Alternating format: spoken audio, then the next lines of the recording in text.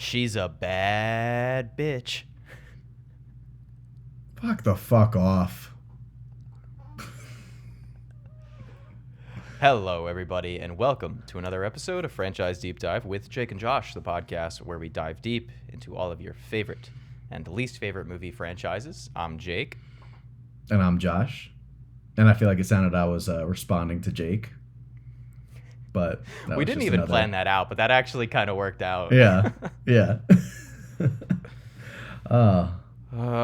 Yeah, so if you didn't look at the title of this episode, we are capping off our Scream franchise deep dive with the newly released Scream 7. I saw it at about 3 o'clock, 3:30ish yesterday. When did you see it, Josh? Saw it at 9:15 opening night, Thursday. Oh, okay. So you've had a little bit more time to kind of sit with it and let it stew. I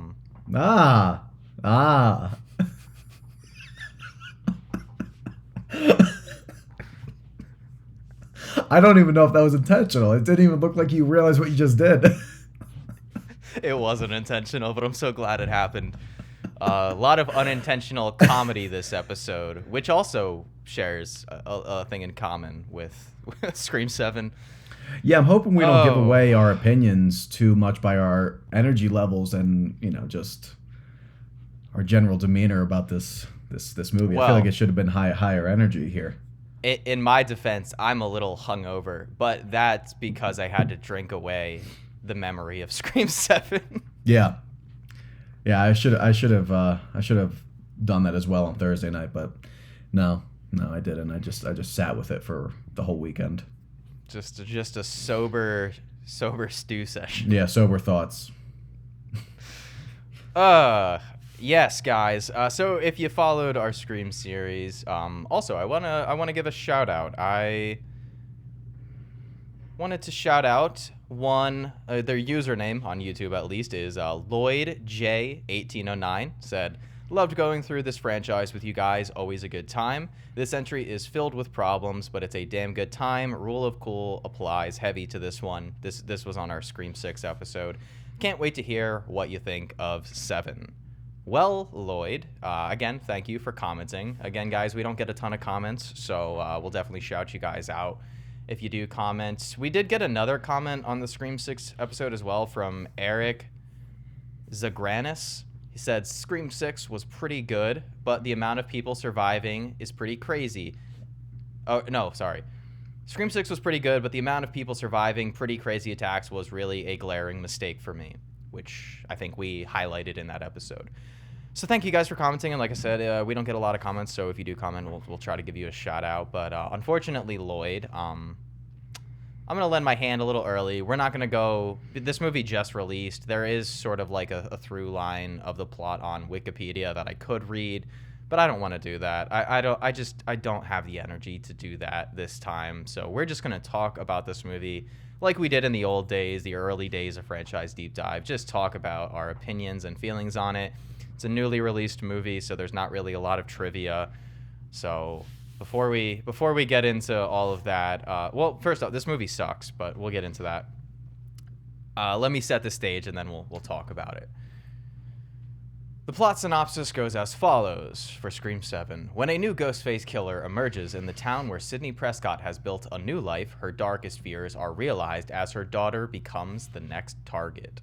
Film was obviously released in 2026, obviously, just came out. Directed by Kevin Williamson, who was the screenwriter for Scream 1, 2, and 4.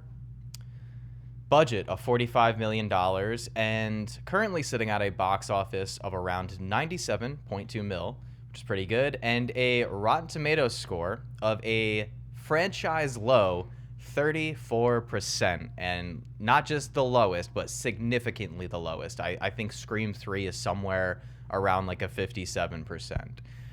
Is it? It's not in the 40s? Is it in the 40s? Maybe right. It is. I thought that was the only one that did reach the 40s, but I could be wrong. You might be 45. All right, so you're right. So but I guess Scream still a whole,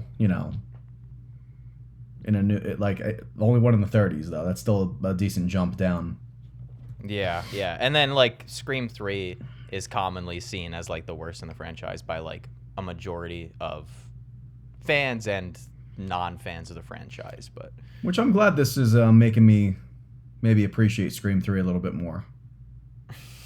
You and me too, brother. And Scream 6, because I'm lower on it than Jake is, but at least I've always said that Scream 6 is a damn fun time. Can't say I could say the same thing about Scream 7. Yeah, so I told Josh this yesterday. I kind of wanted to structure this by talking about the things that we did like first, and then we can go into the things that didn't work for us. Although we're not going to go beat by beat with the plot, and we're not going to talk about this film chronologically, let's kind of reserve the discussion for the killer reveals and the third act. Let's save that towards the end. So spoilers for the movies, guys, and if we slip, there might be a slip of the tongue, who knows, but either way, we're going to save it a little bit for the end, and then we can discuss the killer reveals and the final act and the climax and everything. So with that said, what are some things that you did like? Actually, first off, because I already said that I think this movie sucks pretty hard, so I gave my thoughts. What is your overview thoughts of this movie? Like, obviously you lent your hand a little bit with the Scream 3 and 6 comparisons, but cheeks. It's cheeks. It's ass. Booty cheeks. Yeah. Yep. Yeah. This stinks. Main thing I liked. She's always really good. Neve Campbell does whatever she can do for this movie. Yeah. I can't really remember any other performance in this. I think I've seen a good amount of people liking Stu. I can't say I feel the same. And as much as I really like Matthew Lillard, it's not his fault. I just think he's, well. Yeah. Are we supposed to mention that he made, I mean, no, it's all over the place that he was going to be in this. So we know that he's going to be in this, but it's how they bring him in.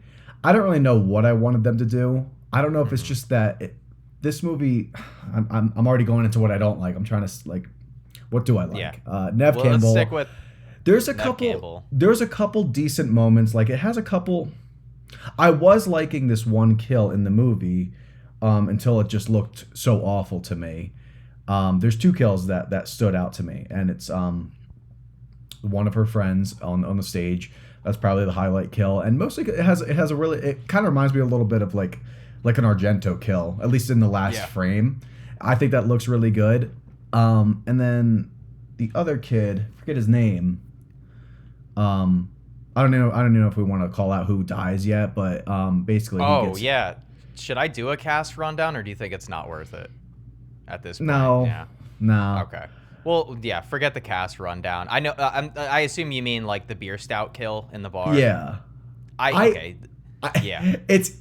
I like that they're trying there to have like a fun kill. Like once his head goes in, the beer comes out. I think it looks awful, and we've talked about just like logistical components of Ghostface. That kid is. Got to be over like at least 200 pounds, right? Like he's I'm gonna say he's 200. I think he's decently tall. I think. I don't know if he's over 200, but because he is tall, but he's very skinny. He's like a skinny tall guy. His head kind of looks like he's got a stocky. I couldn't really. I'm trying to remember what his build is. Because that kid is also that actor. He's also in the show Gen V, which is like the spinoff of The Boys, and even in that, he's like a rather thin fella. But okay, yeah. All right, yeah, because I thought he was pretty tall, but that's pure. Even if he's like 160, just by his head lifting him up, pure dead weight.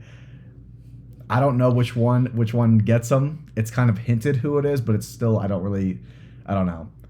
But I don't think it looks good. I like that they tried with that to have like a fun kill. But how did you think that looked? It looked okay. I think a majority of this film doesn't particularly look great, and that probably goes back to, I don't know if I brought it up during our previous episode where we kind of just did like a recap of the series and talked about like our ideas and thoughts and theories for Scream 7, which I guess I was like 60% right about what they were gonna do, but not to say that like, because hindsight, is 20/20, and I'm not making the claim that I could have made a better movie. All I'm saying is my idea would have been better. it would have been better than what we got in terms of like the killers and their motives. I think a lot of people could have made a better movie than this, because like there's like, I know like you kind of like get on me for putting myself in the situations here of like what's logical to like for decision making, but yeah, we're on the 7th film. It's getting harder and harder to buy into just, I don't know, just like these decisions we're making, and I'll go into it more when we get into more complaints about the film. I don't really have too much that I liked about this. In addition to that, this is one of those things where it's like so much is forgettable. Yeah, easily the most forgettable film in the franchise. Yeah, I don't really. Oh, Chad and Mindy, I like them. We don't get much of them, so my positive turns into a negative. It's that's the thing. I agree. I like those characters, and they give them next to nothing to do in this movie. So what, the 3 minutes we get of like full screen time with them, I like, but it's just what is that? That's not enough. And they come so late. They come halfway in.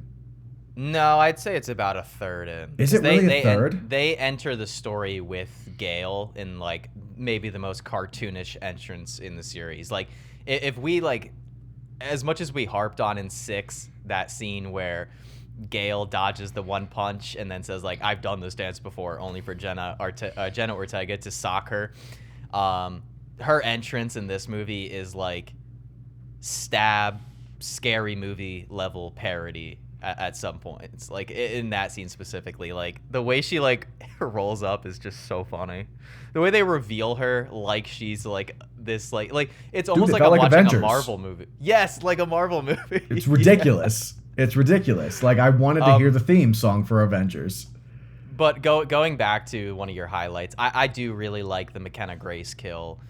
Yeah, we can talk about who gets killed off, because I just want to save like the killer reveals and like the third act for the end there. But yeah, I thought the McKenna Grace kill was very cool. I think it honestly satisfies me and you, because I think we're two very different people when it comes to like what we like out of kills. Like whereas you're more of like, oh, I want like the really creative concepts executed, and I'm like, just give me blood and guts. And I think that the McKenna Grace kill satisfies both camps, because it is very gruesome. Like the shot, and I don't know, it's hard to talk about like a newer movie, but it's the kill in the movie where, and they show it in the trailers too, which I think is kind of stupid. And like part of me thinks that McKenna Grace is very big right now, and I think they could only afford her for like a day or two, because she is not in the movie for very long. She is like the first real kill of the movie, like obviously outside of the opening scene, which we can talk about. But yeah, her kill is cool. She's like in the school play, and she's like strung up on wires or whatever, and obviously Ghostface like starts fucking around with the wires, and she starts swinging back and forth, and Ghostface is like slashing her and stabbing her as she's swinging back and forth. And like the final kind of part of that kill is like Ghostface just like gutting her, like just running the knife through her stomach as she's swinging back and forth. The guts spill out all onto the floor of the stage. It's a very cool kill, and it's literally also followed by maybe the only memorable shot in the movie for me, and that's and again, a shot that they show in the trailer, but it's her strung up with like the theater light. The theater's like very dark except for like the spotlight, and it's like a silhouette. It's just like a nicely framed shot. It's nothing super out there or creative, but it looked nice, and that's like literally the only piece of cinematography that I can remember. I think the pose is also like just really nice. Like I think yes, the pose is cool. But any other positives we can think of? Yeah, so I have a couple of stupid ones. For the first time since Scream 1, they bring back the sparkly Ghostface robe. They have not done I did notice that, yeah. Since Scream 1, yeah, which we didn't really talk about in that, because not a lot of people noticed it. But yeah, in Scream 1, Ghostface has like, there's a little bit of a shimmer, a little bit of a sparkle to their black robes. And in the preceding films, it's always just like straight black robes. But in this film, you get the return of the sparkly robe. And I thought that was a little nice little kind of return. I highlighted the McKenna Grace kill. I did write one of the things I liked was the Lucas kill with the beer stout, solely because, like you said, it is creative. It doesn't look great, but I thought it was a neat kill out in comparison to a lot of this franchise where it's a lot of stabby stab, a lot of slashy slash. So seeing something a little different was kind of fun. I wrote, every time Matt Lillard popped up, I laughed my ass off. And Is that a positive? It's the only thing that breathed like a little bit of life into this very dull movie, so I'm gonna say yes. One thing that I liked is it had a strangely nice fall feel to it. This movie, like most Scream films, I think hit the spring summer feel, and we kind of talked about that in previous episodes. But this one, it had like the fall leaves. It had like a little bit of a desaturated look to it. But when it showed her going into the little latte, I saw leaves on the ground. I was like, oh, we're in fall. I didn't really. I can't remember the last time we got that, or if ever. Really? Yeah, 4. No, isn't 4 kind of? I feel like 4 has a fall-y feel. No. I think maybe in like the barn scene. Yeah. Kind of. But yeah, the leaves. Yeah, the leaves. Yeah. The leaves were nice, right? Man, these. I feel like that says a lot about a movie. And like one of the highlights is that it has leaves. I will say something I liked. It happened a few times throughout the movie. Okay. I did like some of the like background framing that they did for Ghostface. I felt like he actually felt like a very like he actually kind of felt like a ghosty presence. Like they would kind of like bring him in and out of the shadows, even if like the beginning was what's his name? Jimmy Tatro. Yeah, what was the name of the movie? Do you remember? Can't remember. I'll be honest, I had to look up every single character's name. Oh, I'm doing that now because I forget so many people. Yeah, it's I couldn't remember the killers' names when I got home. I had to look them up. That's sad. Scott is his name. But yeah, even though it was him, but they do that a couple times, and I did kind of like, even though I don't really like what's wrapped around it, I kind of liked the chase scene in the empty town. I hate that the town is so empty. There's no kind of patrol happening. Like in the first Scream, they clear out the town, but the deputies and cops and sheriffs are still like guarding the streets. Did you notice they used the same music, and they had like the exact same shots of the scenes in 1 when they're setting the curfew, like the exact same. Oh, the exact same. What couldn't I notice that was just recycled? I love rewatching. I love rewatching the first Scream 30 years later. When it's not the first Scream. I just love watching a recycled movie. We'll talk about more of what they like just bring in for fan service. It's crazy. But no, that chase scene with Tatum, there's a shot where you see Ghostface's shadow like along the walls. I liked stuff like that where it's like it's kind of like a haunting presence that he has. Yeah. That happens a couple times. I think that is nice. That's about all I can say for this I movie. Did, in the same vein as what you're saying, I did kind of like the scene where Joel McHale, who plays Sidney's husband, Mark Evans in this, he's like the chief of police or whatever, when he's going through, because it's shown like early on in the film that they're like doing some like renovations on the house or whatever, but the scene when he gets attacked and Ghostface kind of just appears behind like that I don't know what the term for that is, but that like construction-y type see-through I don't remember. Paper. It's like that plastic sheet. Yeah, it's like very see-through, and Ghostface kind of appears through that. My issue is like, it's like kind of new for Scream, and in a sense there is part of me that kind of likes that, but it's just Michael Myers Halloween stuff. Like that's really all they're doing is they're just like, oh, hey, remember like how they shot Michael Myers in the original Halloween? Well, let's do that, you know? And so it didn't really carry much favor for me, but I know what you mean. Like it is new. Like Ghostface is much less like bumbling idiot in this, as they are kind of shown in the past, and a little bit more like you said, like ghostly, like an actual ghost. So yeah, that was kind of cool. But I do like the bumbling idiot. Like I don't like the overly calculated, ruthless Ghostface. Well, the ruthless is fine, but I still want a little like klutziness. Humanity. You want like the humanity in Ghostface. I don't want Jason Voorhees infused in my Ghostface. You know, like exactly. Yeah. So even then, like the positive almost spins into a negative. Yeah. But yeah, and I did have one more note of thing that I liked, but I can't talk about it yet because it's during like the climax. And it's really excited. Not even like that big of a positive. I just was like, oh, did you notice more leaves on the ground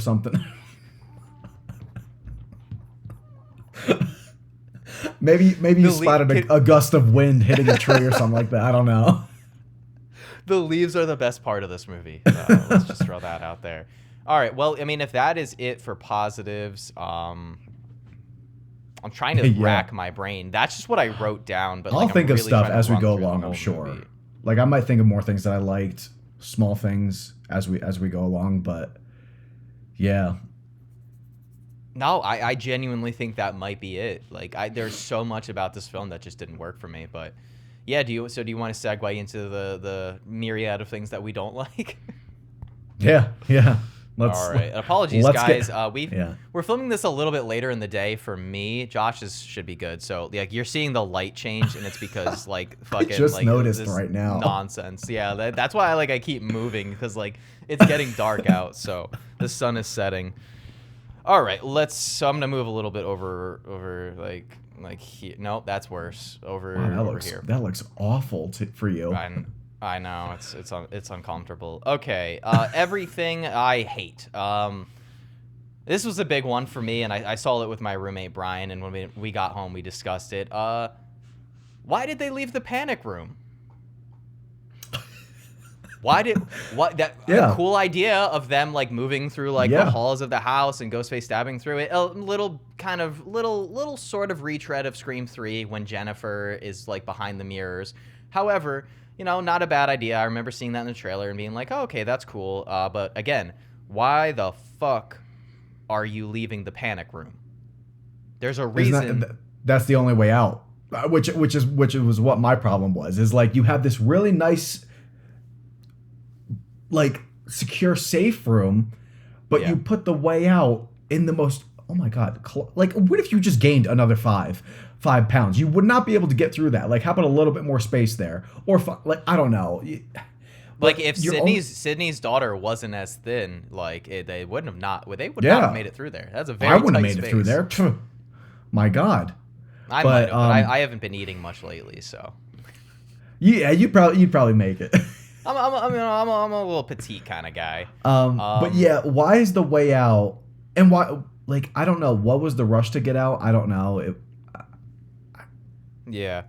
It was just to have like a tense scene. It's like it's right after it too. You just showed the safe room, but immediately going in the room that Ghostface is in. It's like, yeah. And like another issue I have with that is, and like so many parts of this movie, they set up things that never come back into play. Like it's like they bring it up and then they just throw it out. And, at one point, whatever, Gail and Mindy and Chad show up or whatever. You find out that like Gail has hired Mindy and Chad as her like assistants or interns or whatever. I don't know. They need some reason to have them in this fucking movie. And those are characters I like. Like I highlighted in 5 and 6 that I like those characters. It's just if you're going to have them, give them something to do. And they just don't. And that goes for all 3 of those characters. They give Gail fucking nothing to work with in this movie.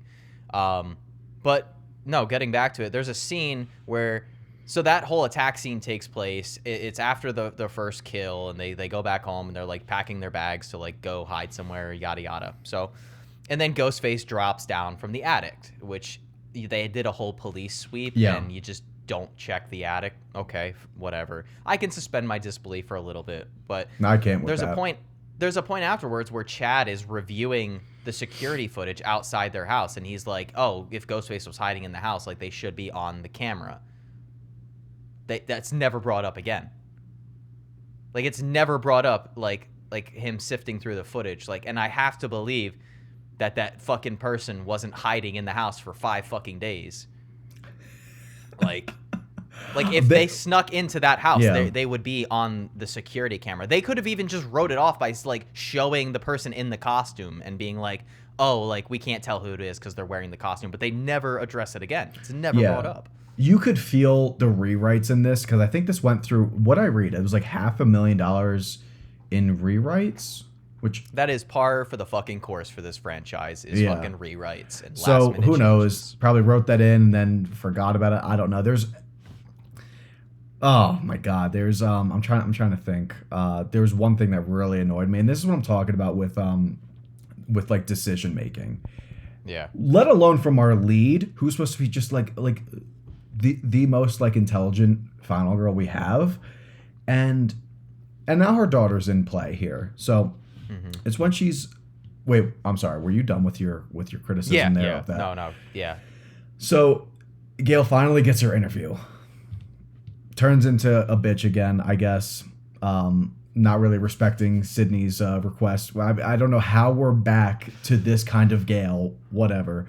We get it every movie. Every movie, she like I'm like so they just tired throw of any it. every bit of development and character arc she has gets thrown out the window in the next movie. Yeah, and it just makes her unlikable, honestly. And she's unlikable for when she comes in. Me personally, I'm so over Gail. I'm sorry if that I know she's a legacy character, but I'm over her. It's just no, I'm with you. I don't know. They should have killed her off in 6. Yeah, it's no problem with you, Courtney Cox. It really isn't. It's just they ain't doing much with you, and I don't know. I think they're just writing you really weakly. They make her too fucking cool in this movie. I was telling Jake the amount of times she just says the word fuck, and I'm really okay with the word fuck, but it's so my opening quote, "Fuck the fuck off." It's just it's just she's too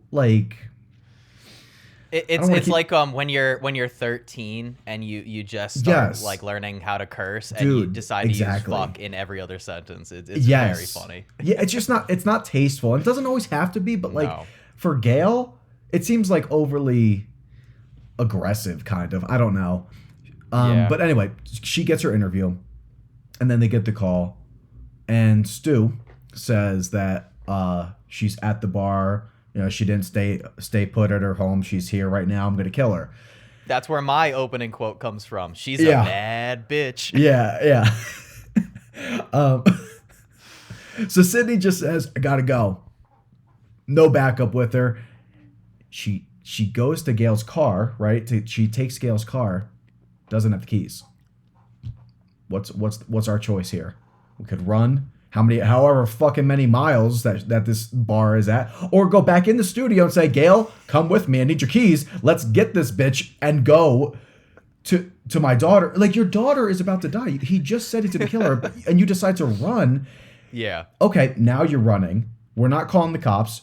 Your husband is the chief, or sheriff. I don't know. What is he? I think he's the chief. The chief something. Or, I don't know. Something.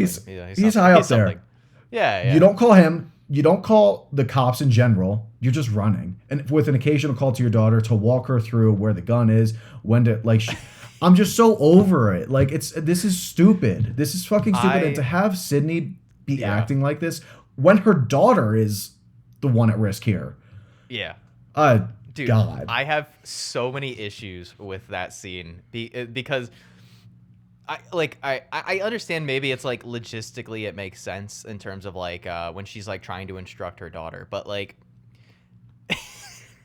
at one part she's you're gonna need both hands on the guns, so she puts the gun down and she puts her phone down and she pulls out her AirPods. She pulls out her AirPods and puts them in each ear so that she can listen to her mom and have both hands on the gun, and it was so funny. But then also, I just have so many issues, I think, with how they write the dynamic between Sid and her daughter Tatum in this movie. I think it's cool that she named her daughter Tatum and that she, after, obviously, Tatum, her best friend when she was, growing up and everything. I think that's cool. But to me, the relationship just doesn't work. And, I just don't... They almost, I couldn't stop thinking about this on the drive home and then the preceding hours afterwards, but they almost do the complete opposite of what they do in Halloween 2018. And in both Halloween 2018 and Scream 7, it doesn't make any sense and it should be swapped. In Halloween 2018, it doesn't make any sense that Laurie Strode became this doomsday prepper, marksman, prepared with all these guns, because in the story of that new film, only the first film is canon. So 40 years ago, she was attacked one night, and I get that's very traumatic, but to turn you into that kind of person, it just doesn't work. Whereas Sidney has been involved 5 separate fucking times. Yeah. Her boyfriend tried to kill her. Her boyfriend's mother tried to kill her. Her little cousin tried to kill her. Her fucking long-lost half-brother tried to kill her. And then some random film dorks that loved the Stab movies just a couple years ago, again, tried to kill her. So if anyone has any reason to be a crazy crackpot fucking doomsday prepper, it's Sidney Prescott. And instead, they take the opposite approach with her character, and she doesn't train her daughter at all. Like, her daughter, she completely keeps her daughter in the dark about her trauma and about, like, her daughter is the most unprepared person. Whereas, what's her name? Judy Greer in Halloween 2018, like, you know, the unwillfully was just like was trained as like to be a weapon. Yeah, and it works because, you know, who can forget the gotcha moment when, you know. Yeah. But that's a good point. I didn't actually make that connection, of Halloween and Scream 7 at this point, because also Michael Myers is one guy. So like skip town, you won't have to deal with him. Maybe he might catch up to you. I don't know how he's gonna find you. But Ghostface, he's everywhere. He's not gonna it doesn't matter where you go, so you can't run from him. You're gonna have some other group of psychotic people dressing up as him. At this point in time, Sidney has tried to go into hiding in the third movie, and she still was found. If I were Sidney fucking Prescott, at this point in time, I would make sure, I'm not going to go like Laurie Strode level to where like Child Protection Services comes and takes my kid away, but I'm going to at least make sure they know how to use a gun, so that way, when you get into the situation where Ghostface is trying to kill your daughter, she doesn't have a fucking breakdown and go, "Mom, I'm not you. I can't on top do of it." And not just her mom, your dad is the chief. Is a cop. Yeah, he's like, this should have been trained. Dude, I legitimately, no joke, thought that when Sidney and Gail plan on going to the mental institute, I legitimately thought that Sidney was gonna turn to her husband and be like, take her to the shooting range. Like, just make sure she knows how to use a gun. Yeah. But no, she doesn't. And that's another part I hate in that scene, the part I was just making fun of, when she like listen, I get it. I don't do what you do. I don't try to put myself in that situation because I'm like, that's not me. Everybody thinks differently. Everybody processes things differently. But I'm sorry. I don't care if you're a 17-year-old girl and you're scared, but when a Ghostface killer is actively trying to break into the room that you're in, and you know that they are gonna like try to attempt to kill you, it's just you versus them at that point. Why are you having a breakdown and being like, no, I can't shoot them? I understand like not wanting to like shoot them in the head after you think they're dead, because like shooting a dead corpse, or what you think is a dead corpse, that's probably a little hard for someone. Like shooting a defenseless person. But shooting a person who has a knife and is trying to fucking kill you, that should be the easiest decision that anybody has to make. Like, what are you talking about? Like, what are we doing, Kevin? What are we doing here, Kevin? First movie he's directed in 27 years. Isn't that crazy? Yeah, I could fucking tell. Yeah. Yeah, no shit. Couldn't fool me there, Kevin. Oh my gosh. Why does Sidney get mad about her daughter wearing the jacket? Like, she wore that in college? That was Sidney's jacket? Yeah, that was Sidney's jacket from 2. I don't really get it. It's not like it belonged to someone that died. No. Yeah. So like I was like, wait, she did wear a leather jacket, just her own. It wasn't like it belonged to a friend or something. Why is there so much? I don't know. I couldn't tell you. I couldn't tell you. There's too much angst for me in this. It like starts off just being that you get nothing else of their relationship.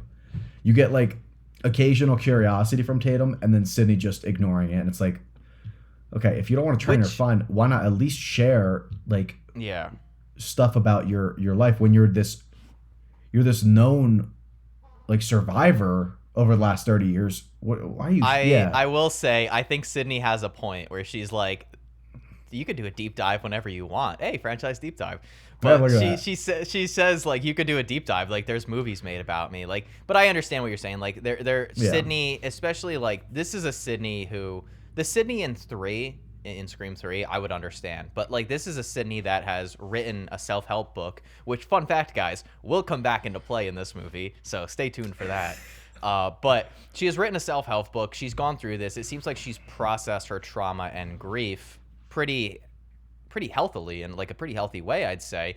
So it doesn't really make sense that she wouldn't talk to her daughter, and her daughter having this angst towards her. Like, I get it, teenage angst is a thing, yada yada, but if Sidney was like an overbearing, overprotective mother, and that was showcased in this film, I could understand the sort of issues that her and her daughter are having, but they don't portray it in that light.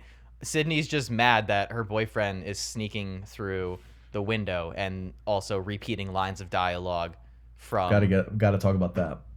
Like, oh god, it's not even. Let's not even talk about the repeated lines of dialogue and oh my god, repeated hand gestures. Dude, the hand gestures. Dude, that's where I was like, oh, this is just a stab movie now. It's no longer Scream. We have entered where Scream has just become. What is that? What is that Letterboxd review that you had read about this one? What there was should I shout it out? I'll pull it up. Yes, please do, because that is so funny. This one, this one just stole my thoughts, and I wasn't smart enough to put it down on Letterboxd. But from Randy Jones on Letterboxd, you either die a Scream or live long enough to see yourself become the Stab. That is so good. I'm so happy you wrote that. That made my night when I read that. What did they rate it? I think a 1.5. Let me see. Oh, okay, 1.5. I saw that it had like a 2.8 out of 5 oh my God, average on Letterboxd. So yeah, I think it might be lower now. It's possibly 2.4. Yeah. Jeez. Yeah. So that's really good stuff there. Randy Jones got me dying, and that's what I was thinking immediately in this Billy Loomis-esque scene. Everything is just to the T, just recycled trash at this point. They're even playing. I think they're playing "Don't Fear the Reaper" when they start making out in the bed. They are. Yeah. Same I don't know if is it the cover that they use in Scream? I hope not. It might be the same cover because it wasn't even. It was a cover of "Don't Fear the Reaper" that they played in Scream. I don't remember by who. I don't remember actually. But I actually forgot that it was a cover too. Yeah, it's the cover kind of makes me laugh, to be honest. But it's a great song. And with Scream, that's just a great nod to Halloween. Like they just bring stuff like that to just incorporate in their film. They don't even use the same version of "Don't Fear the Reaper." They get a cover of it. But this one, oh my god! And then Sidney comes in and is like, I knew she was gonna call him out from hiding behind the bed and. Well, let me ask you this, because that's in line with like a huge criticism. Is there anything in this movie that like surprised you or caught you off guard? I don't know about you. I nailed the killers immediately. Nope.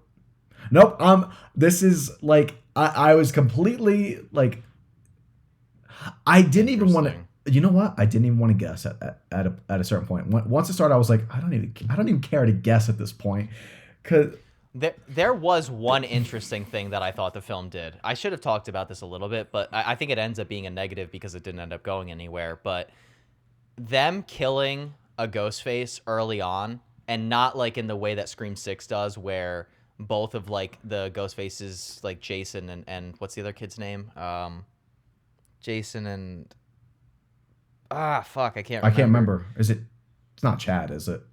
No, they wouldn't reuse the same name. I don't care. It doesn't fucking matter. But it's not in the same way that Scream 6 Greg? does. But was in it Scream Greg? 7, Greg, thank you. Greg. Yeah, so they kill a Ghostface. That's the scene where, Chad, Mindy, and Gail fucking show up. They run over a Ghostface. And you can tell it's going to happen, too, because, like, the shot lingers of Ghostface in the street. It's very easy to... It's very, like, telegraphed, I guess is the right word. But... yeah, like killing a Ghostface early on, and like they like loosely set it up because I guess Sidney owns a coffee shop now.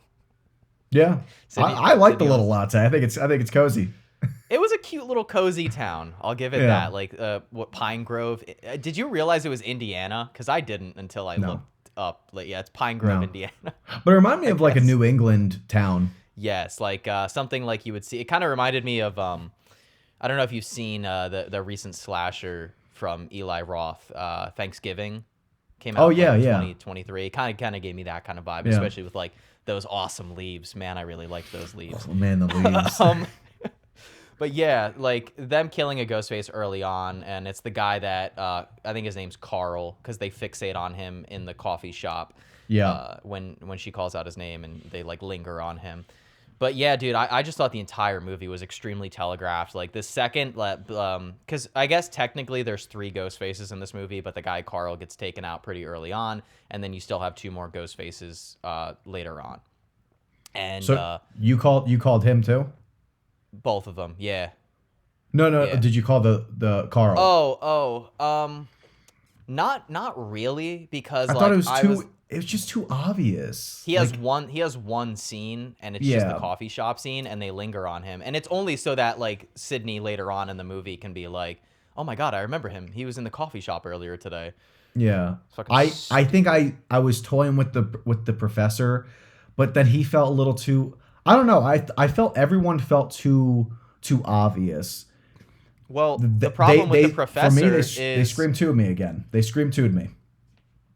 Oh, that's fair. No, but even worse. The problem with the not the professor. I assume you mean the theater guy.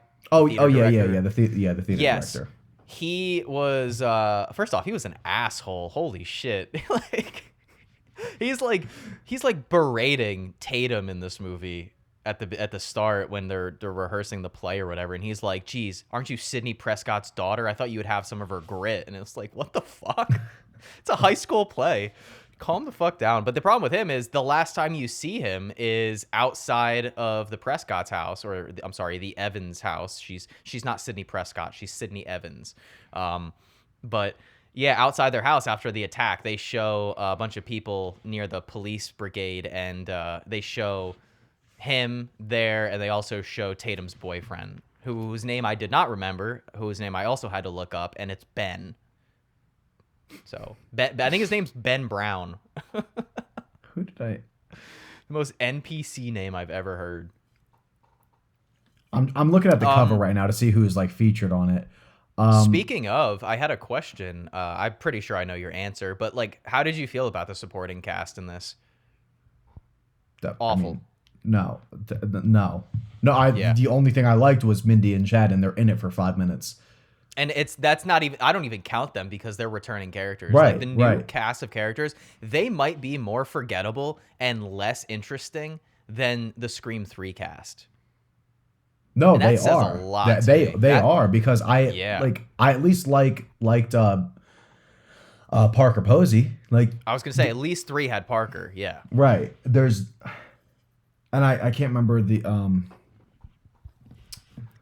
I mean, no, I didn't like Angelina, but like I remembered her name. She's at least like memorable, and like even though like you don't like the scenes, and neither do I, because they're just like too overt. But like at least you're like, you can remember something about this. I can't. Yeah, right. In comparison, I can't think of a single scene with any of the new supporting cast members that is like even funny. Like it's not.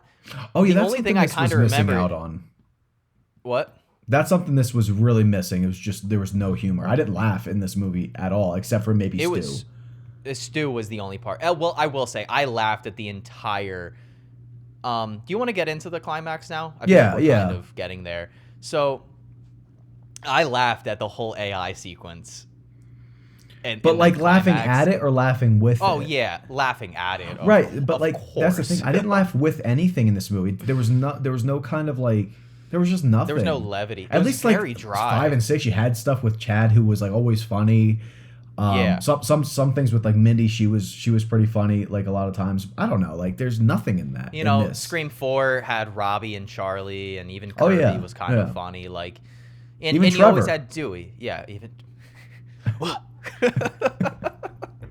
But no, the supporting cast was so forgettable. But yeah, I was laughing at it. So.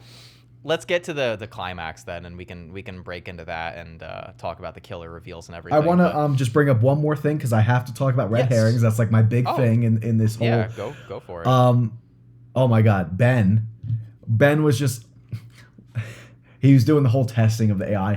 Why are you like being so hostile in your reenactment of Stu? Like, dude. Just how about like a fun little thing to say, like make that a funny part, I don't know. Yeah. Like you're with yourself. Do something funny. That's like a chance to incorporate some humor. I do think it's funny when she smacks him in the face with a laptop. I was gonna bring that up, but I think that is kind of funny. Yeah. So that just I was like, are you serious? Like you really? I'm not. Oh, you know what moment was really cringy and weird was the guy who gets his head put on the. I think his name is Lucas. Was it with him and Chloe? Yeah. Yeah. When he like gets really close to her. Yeah. And he's like, can I get another beer? And she's like, you can have anything you want. I was like, Yo, Kevin Williamson just forgot. He forgot how to write like teenagers. I don't think he ever knew. Because even as much as I love Scream 1 and think it's perfect, that was even one of my criticisms of Scream 1 is like the dialogue between Sidney and Billy is like. Yeah, but that was the only thing you said. You didn't say anything else about like oh yeah any other character. No, he is. Yeah. Well, God. Yeah, let's get into this climax. All but, right. Yeah, so for all of you, I don't want to be rude. I'm not normally rude when it comes to this stuff, or at least I don't think I am, but that could just be like ego. All of you fucking morons for the last several fucking months who were like, oh, you're an idiot if you think that Stu's not alive. It's so plausible. It's so plausible that Stu Macher's alive, even though he got stabbed 12 fucking times and a giant TV was dropped on his head. How man's got to get off threads. Such of a lack of imagination that you think Stu is dead. Like we never saw him get shot in the head. Fuck off, you fucking idiots. And I was right. And I like to be right. And honestly, I've never been so happy to be right that Stu was not alive. And not once. Okay, let me ask you this. Did you ever at all in this movie think that Stu was actually alive? Oh, yeah. Oh, you dummy. But because I thought the movie was so bad that I was like, I'm not throwing it out the window at this point. I did think no, hold on. It was once he revealed himself, I did not think he was. Like the first video call? Yeah, I was like, no, oh, that's early. That's early on. Oh no, yeah, I was thinking it but because they try to trick you so much and like really harp on exactly the nostalgia of it, and I hate that. I really hate that. But I was like, literally from the opening scene. Literally from the opening scene with like I don't know if you caught this audio, but like when Jimmy Tatro and the girl pull up to the Macher house, which has now been turned into like an Airbnb. When they pull up, they're listening to a podcast, and the podcaster is saying, it's like a real world like stab lore podcast that they're listening to, and you hear the podcaster say, it's confirmed that Stu was spotted at a party at Windsor College back in 1998. I think I do remember hearing that. Which is like an obvious like allusion to he does have a cameo in Scream 2 because he was dating Neve Campbell at the time, and he does show up at the party. Cut to inside the house, and you have fucking Jimmy Tatro saying shit like, yeah, most people like Billy more, but I'm a Stu head. And the movie is... I've never seen a movie so in love with one of its characters than this movie is with Stu, because at every fucking opportunity they are just cramming Stu Macher shit down your throat like so hard. And well, guys, spoiler, should we just reveal who the killers are? That's then we could just talk about everything that before. We didn't even talk about like them introducing the one, but so the first killer reveal is a character named Marco, who we meet when Sidney and Gail go to the mental institute, Fallbrook, which is where they find out that the one Ghostface who got ran over by Gail, Carl, he was, I think, released or escaped or whatever from Fallbrook Mental Institute like 2 weeks earlier or something of that variety. And so they go to investigate, and they meet Marco, who works there, and they show him a picture of Stu from the video call with Sidney, and he's like, oh, that's John Doe. And he says that he came in like 30 years ago or whatever, and he didn't know where he was, and he didn't know who he was, and we didn't know his name, and him and Carl were really good friends, or yada yada. Anyway, Marco ends up being one of the killers. He reveals He's the one who was trying to attack Tatum and got shot. But of course, he has a bulletproof vest on. And of course, actually, in this movie, you don't even need a bulletproof vest. You can just get up and keep walking even after that. But we'll get to that. As it's revealed that the other killer is Sidney's friend and next door neighbor, Jessica. Jessica's her name. Lucas's mother. And okay, so Marco doesn't have a motive. And I like thought about this afterwards, and I was like, I don't think they tell you his motive. And then I looked it up. They do not. Yeah. Would you like to fill the listeners in on what Jessica's motive is? Oh, yeah. Yeah, and believe me, I had to go back and really look up a reveal explanation just to see if I missed anything. Because Lauren and I were talking about it, and we were like, what was her motive? And we were just like, okay, she said this. So basically, Jessica was a super fan of Sidney, right?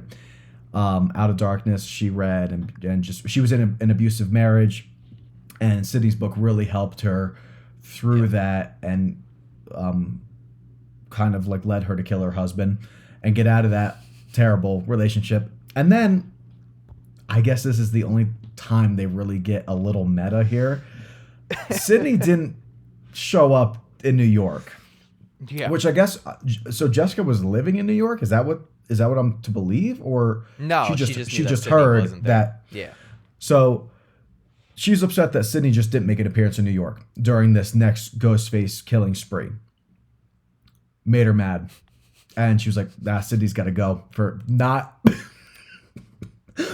Please tell me if I missed anything, because I was like, is that it? Is that the motive here? You got like 95% of it. The only like small aspect you missed is it was a combination of Sidney not being in New York in Scream 6, which I have to bring up real quick because they showed the Scary Movie 6 trailer right before Scream, and it has one of my favorite jokes where one of the Wayans brothers is like, you can't have a Halloween movie without Jamie Lee, and what's a Scream movie without Neve Campbell? And the other one just goes, well, that's Scream 6, which is so funny. I'm very excited for that.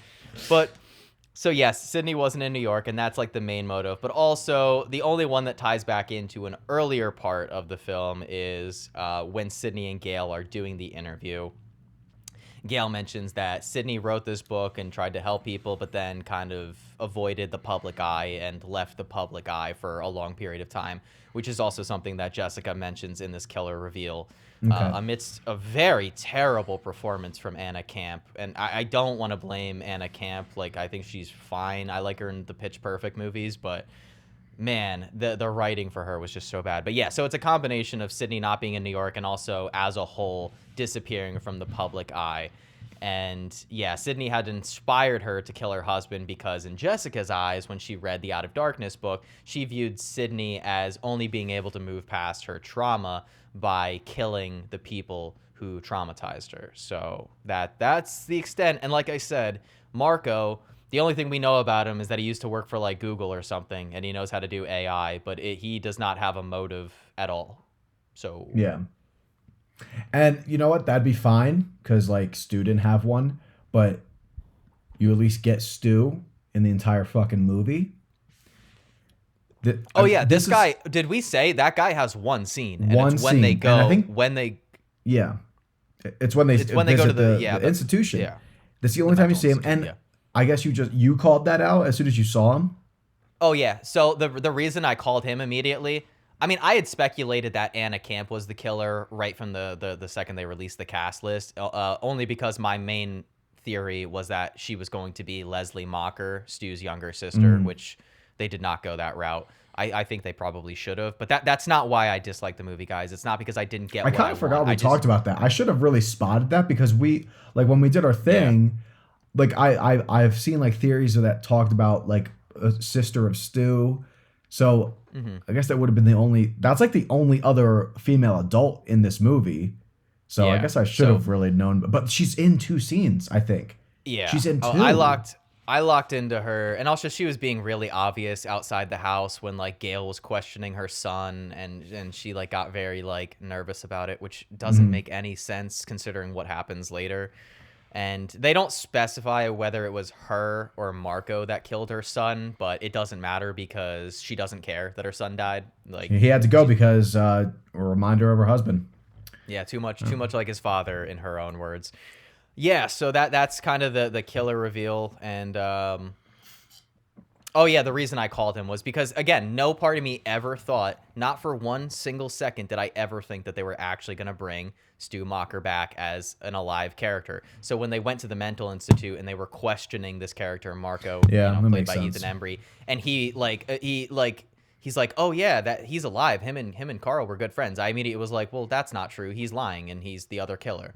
So like this like was for me the easiest more easy than 2 was to spot. Like, I thought this was like so. And like, I don't mean that in like a mean, negative way. Like you yourself said, you didn't even try guessing. Like, you just didn't care enough to. I was like, a little bit in the beginning, then I just kind of gave up. Yeah, I was like, this is so painfully obvious. Yeah, I didn't think it was obvious, but I really should have, because I never actually believed they were bringing Stu back. I kind of like thought it's not out of the realm of like possibility with how this movie's on pace. Like, it was so bad that I was like, I won't be shocked if they do. But well, there's a scene too where I especially honed in on the fact that they were definitely not bringing Stu back, when Mindy is in the bar and she's like, oh yeah, bringing Stu back would be the laziest retcon or whatever. And I'm like, okay, so they're just the movie is like almost actively making fun of people who thought that Stu was alive, which I think is funny. But originally I thought it could have been her friend, not Chloe. I thought the one that died early. What was her name? Oh, her name's Hannah in the movie. Hannah. I thought maybe her, but she died so quickly. I was like, and I even thought the guy in the control panel, but they died in that scene. I was like, okay. Yeah, they died very early on. And no one else was clicking to me. I thought for a second the husband, but I was like, no, they're not going to do the cop thing again so soon after 6.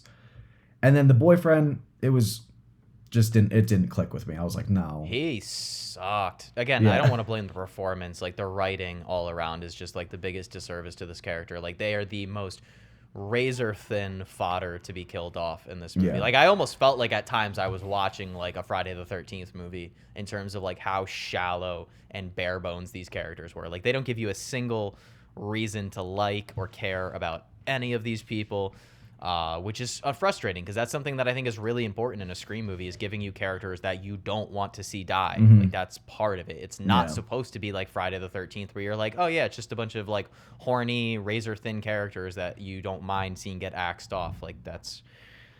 But yeah, the AI scene I think is so funny. Like, so I knew that David Arquette was going to be in the movie. I knew that Scott Foley was cast as Roman Bridger again, and I knew that obviously Matt Lillard was returning as Stu. I did not expect to see fucking old-ass Laurie Metcalf. Oh, no. She was confirmed, I thought. Okay, I didn't read that then. I did not know she was going to be in this. My question is, why are you stopping there? Where's Emma Roberts? Come on. Why would you not bring back the people that actually were closer to... Like, Roman makes sense, sure. Yeah. David Arquette, fine. But why not Billy and Jill? Like, why are we not... I could afford them, I guess? I don't know. I'm glad you brought that up, because I thought that was the most missed opportunity in this film in terms of the AI. Why didn't they use AI David Arquette / Dewey to torment Gale? That would have you did talk about that. That was one of my predictions, because I was like, oh, they're gonna like twist the knife like in Gale by like using Dewey to like freak her out in the way that using like Stu and Roman would fuck with Sidney. Like, this honestly makes me like appreciate a little bit them just doing Ghost Billy in the last 2 movies, because at least that was like, okay, she's like a crazy person who has like these fucked up visions of her dead dad. She's kind of a psychopath a little bit. I can kind of understand that. That's an interesting route to take the character. The way that the AI was used in this movie, I thought was so boring and like so uncreative. Like, it was really disheartening at points, but yeah. So, I mean, congrats, Baileys. You're out of the fucking fire, because you just got 2 that are the worst to me. Like, I mean, it's not even. At least the Baileys had some kind of like reasonable motive to murder a bunch of people. But this was by far and away the worst killers and the worst motives. What was the reason for like I usually the opening kill has some kind of connection to the rest of the plot or characters. This opening scene was the most random. I don't know how this like connected at all, just because it was Stu's house. Again, but why? That led back to what a part of why I thought that it was gonna be Leslie Mocker, because I was like, oh, yeah, burning down the house, that makes sense, because this is the house where all that shit happened that probably ruined her family, ruined her family's reputation. Because I didn't see her much, and I definitely didn't see Marco except one scene. I was like, are they really like? To be honest, Marco, I didn't even think about because it was like really one scene. But her, I was like, they're really gonna make the killer someone that has no screen time? Didn't think they would, but I was like, who else is in this? So I was like, I'm done guessing. This is the first time I just didn't care who the killer was. Mm-hmm. Where I was not having fun with it. I was not like playing this guessing game throughout the movie like I was every other Scream. There was no fun in the murder mystery of this at all. Mm-hmm. I did like the like subverted expectations of like Carl killing him, but that was all right. That still felt kind of like Scream. Wow, Jake, that son is crazy. That is I apologize, guys. Actually, blame Josh. He got us a 30-minute late start, but that is there's nothing I can do about that. Raise your hand for a second. There we go. I'll sit up and I'll tilt this down a little bit and oh no. Oh my God, it's worse. I'm enlightened, Josh. Deal with it. Dude, I'm talking to an eyeball right now. That's crazy. It looks like an eyeball. There we go. Looks like an iris. I'll have to sit up. Ignore my hairline, guys, for a second. Man, that's so good. Maybe wear a hat, and then maybe the hat can lift.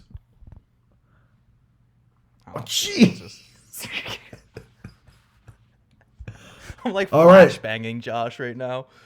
Wow, that's crazy. I gotta like push this back a little bit. There we go. Yeah, there we go. Look good. All right. Where were we? I can't stop it. Dude, you can't move. Wait, lower the screen a little bit. There we go. Okay. I'll have to stay statue, very still. Statue. It's all right. We're closing in on the end. We anyway. are. What was I talking about? First time I didn't have fun, didn't care to play the guessing game, and I was really upset by that. But yeah, opening scene, no connection, very boring. We didn't even get any fun on the phone, really. I was just about to ask you, can you name one Ghostface line in this movie? No. Not a single except for the stuff I've heard in the trailer, no. All I remember is, I'm not hiding this time. And that's not like a cool line. And like, I don't know. Like when he's talking about the place where we grew up, but it's all in the same call, pretty much. And then everything else is just FaceTime from Stu. That didn't fucking end up being a part of it either. What? Neither of them grew up with Sidney. Oh, I know. Yes, that's why I thought for a second. I was like, okay. God. That's why I was like, I'm not seeing anyone connect to Sidney's past. I was like, are they really bringing Stu back? That's really why, because I'm like, all right, you're just fucking lying to me.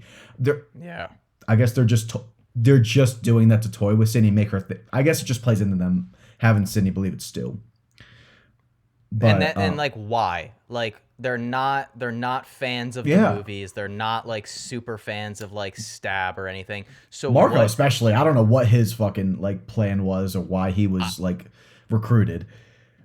But literally, Marco is like maybe the most forgettable killer in this entire series, and that is like really. Yeah. And I could have liked him, honestly. He looked like he could have given a decent performance if he was in it more. Well, it was cool too because that's Ethan Embry, and I don't know if you're aware of this, but he went out for the role of I think either Billy or Dewey in the original Scream. Wow, he didn't get the that. role, so it's cool that he got to be in a Scream movie. It's just unfortunate that it had to be this one, but yeah. So man,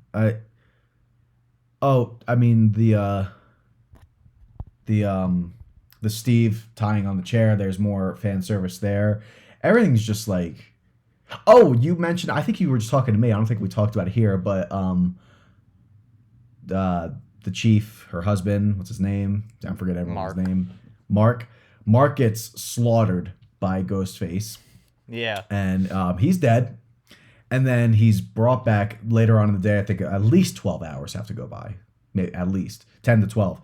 This guy's just been bleeding out, no help. No one even like pays any mind to his missing.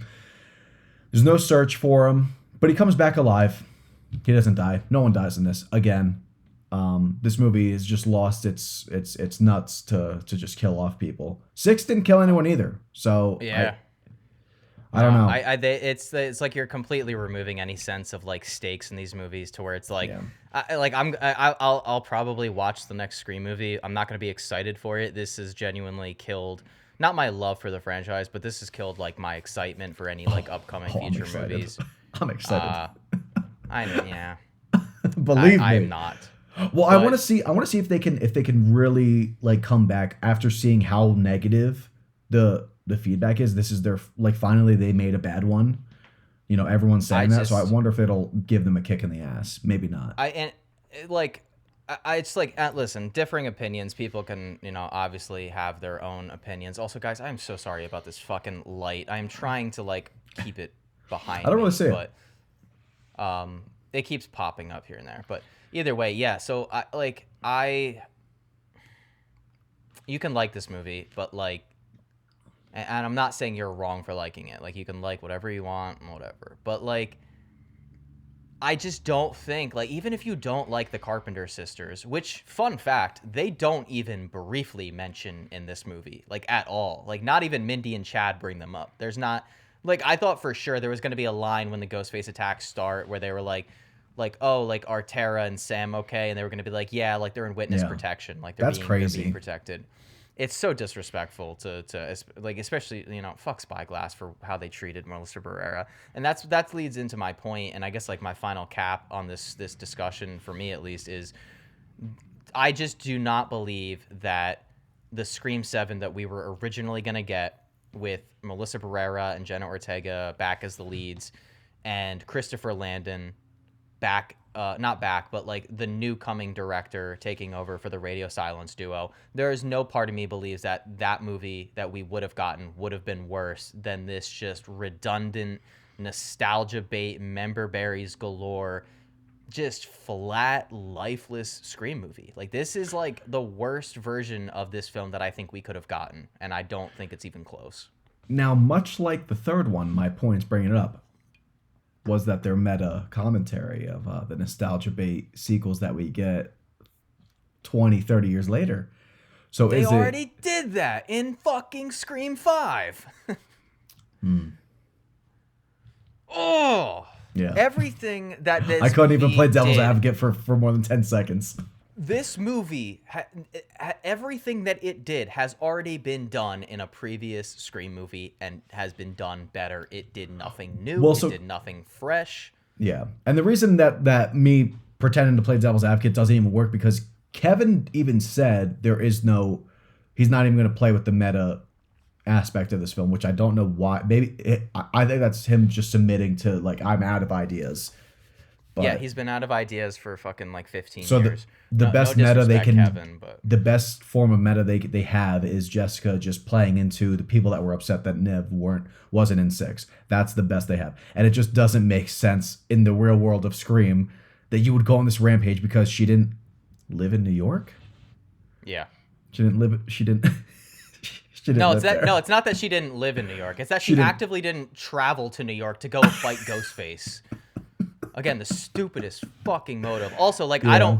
So the one thing I did like from the finale, and it's just like a very juvenile thing, is like, I think it's really funny when Tatum and Sidney shoot Jessica in the face like 15 times and her face falls off. It looked terrible. It looked like so much just bad CGI, but I thought it was so funny, and like, gotta shoot him in the head. You know what I love? This might be my cap off this movie. Mark has just almost died. He's still kind of in critical condition, and we get a nice ignoring Sidney of him at the end, just to go to talk to Gail and just say, hey, you're a real one. Like, oh man. And they do at least they don't stab Chad 30 times in this movie. Him and yeah. It looks like he gets stabbed in the heart though. Like when like it's on the left side and like it's either way. Yeah, so they do that thing again too with Chad and Mindy though. They've both been stabbed, should probably seek medical attention, and instead they're just hanging around at the end about to do a fucking live news report. So yeah. This well, stunk. This stunk. This was a bad movie. If you guys liked it, let us know why.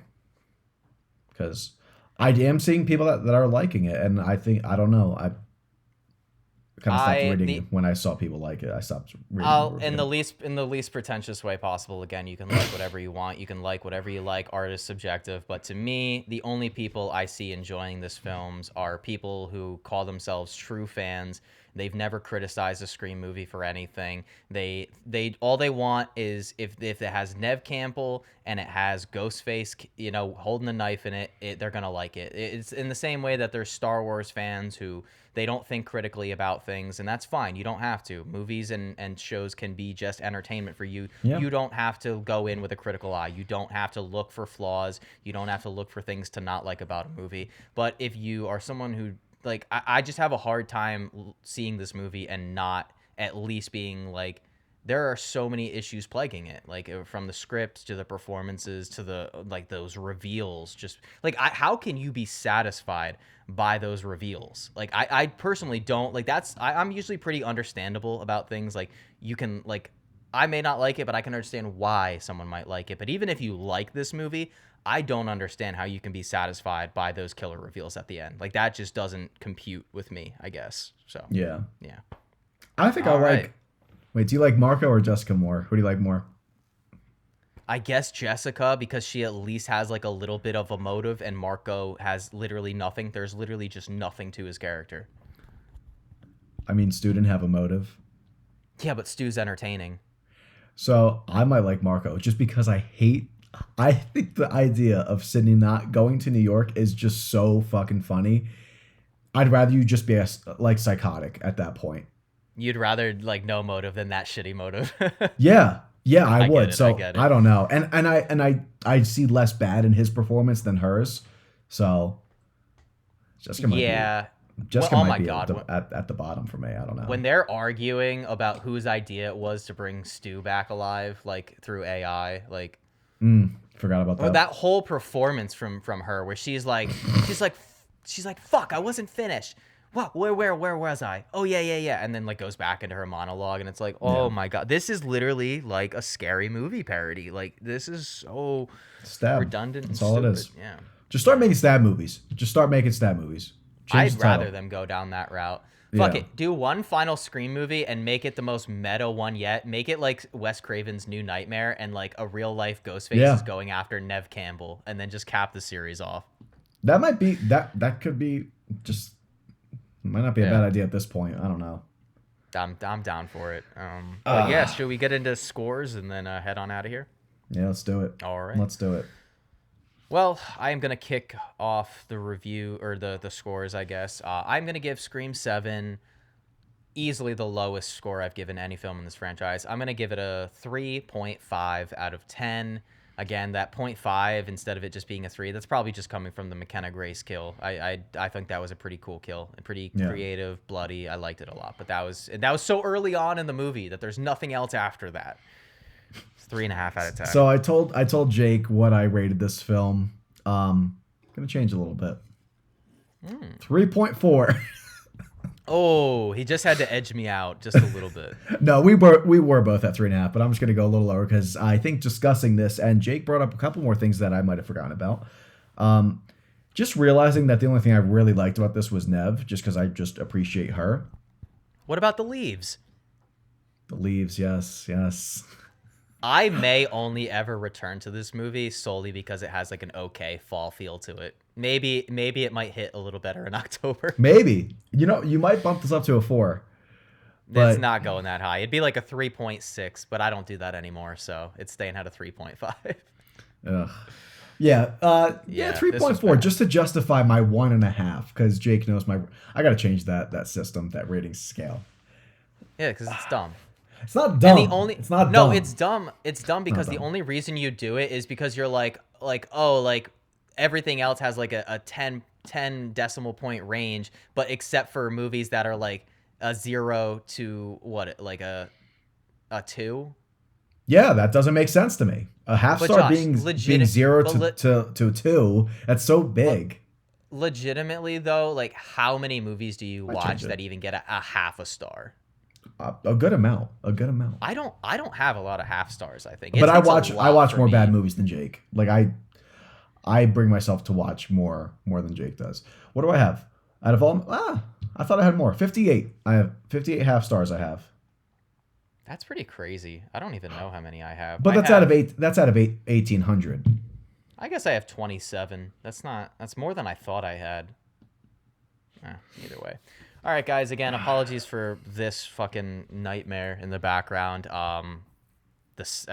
We started a little bit later than we normally do, and so.